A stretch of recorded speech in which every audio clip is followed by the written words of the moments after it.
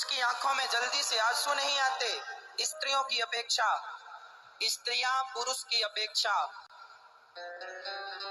70-80 गुना ज्यादा रोती हैं। इसका अर्थ यही है कि आप अपने आंसुओं का सदुपयोग भी कर सकती हैं। अभी आप रोती हैं बेटे के लिए, बेटी के लिए, पति के लिए, परिवार के लिए, पैसों के लिए, सोना चांदी के लिए। अब भगवान के लिए रोने लग जाओगी तो तुम्हारा प्रत्येक आंसू परमात्मा तक पहुंचने के लिए तुम्हारी सीढ़ी बनता चला जाएगा, सीढ़ी बनता चला जाएगा। जिस सीढ़ी से चढ़कर तुम भगवान के समक्ष पहुंच जाओगे। दानियों की लिस्ट में सबसे ऊपर नाम मोर ध्वज का, क्योंकि पुत्र का दान किया। मोर ध्वज ने जिस आरा से बच्चे का सिर काटा, वही आरा बिहार के एक स्थान पर फेंका गया, इसलिए उस शहर का नाम पड़ गया आरा।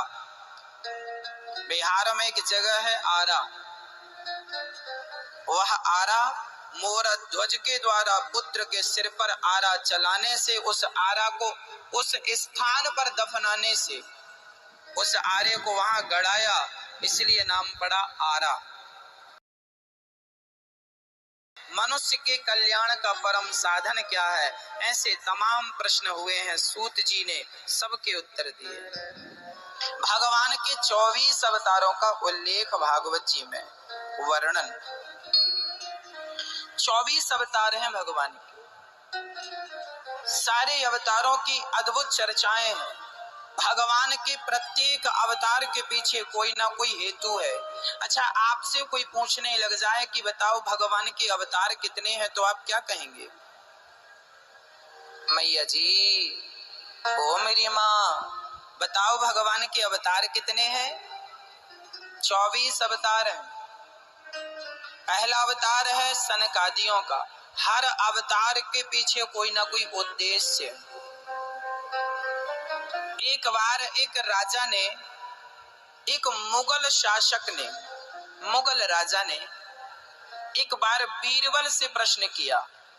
अकबर बीरबल की बातें तो सब जानते हैं। एक बार अकबर ने बीरबल से प्रश्न किया कि तुम्हारे भगवान क्यों आते हैं, जबकि हमारा अल्लाह तो नहीं आता, इस धरती में अपने फरिश्तों को भेजता रहता।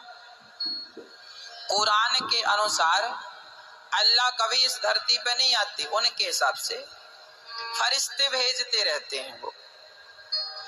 जबकि हमारे हिंदू धर्म के अनुसार स्वयं भगवान राम और कृष्ण आए। तो एक दिन अकबर ने बीरबल से कहा, क्यों जी, तुम्हारे भगवान को क्यों आना पड़ता? क्या उनके पास कोई बढ़िया से फरिश्ते नहीं है? यदि होते तो वो आके काम कर लेते।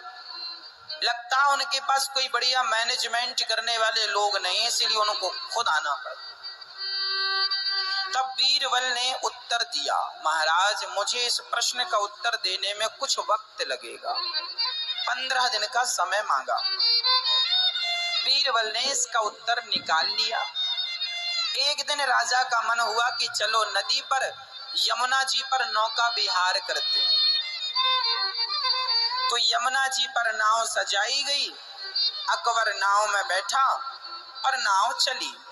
अकबर के साथ 2 बॉडीगार्ड इस तरफ, 2 अंगरक्षक इस तरफ। बड़ी नौका थी, काफी लोग थे। तभी बीरबल ने कहा, राजा साहब, इस नाव में आपका बेटा भी बैठा है। राजा बोले, अच्छा, कहाँ है? बीरबल ने बेटे को निकाला, ये रहा आपका बेटा, और निकाल कर उस बेटे को बीच यमुना जी में फेंक दिया।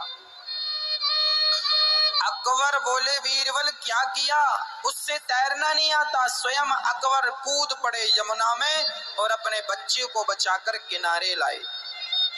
बीरबल ने कहा, महाराज, जब आपके अंगरक्षक यहाँ पर मौजूद थे, आपके मंत्री संतरी विश्वास पात्र लोग मौजूद थे, तो आपको यमुना में कूदने की क्या जरूरत थी? हमसे कहा होता, हम तुम्हारे बच्चे को बचा कर लाते। कह दिया ना, मुझे तुम लोगों पर विश्वास नहीं था। यदि थोड़ी भी लापरवाही होती तो बच्चे की जान जा सकती थी, इसलिए मैं किसी पर विश्वास ना किया। जब मेरा बेटा गिरा तो मैं खुद कूद पड़ा। तब बीरबल ने कहा, महाराज उसी तरह जैसे जब आपका बेटा गिरा तो आपने किसी पर भरोसा ना करके स्वयं कूद पड़े।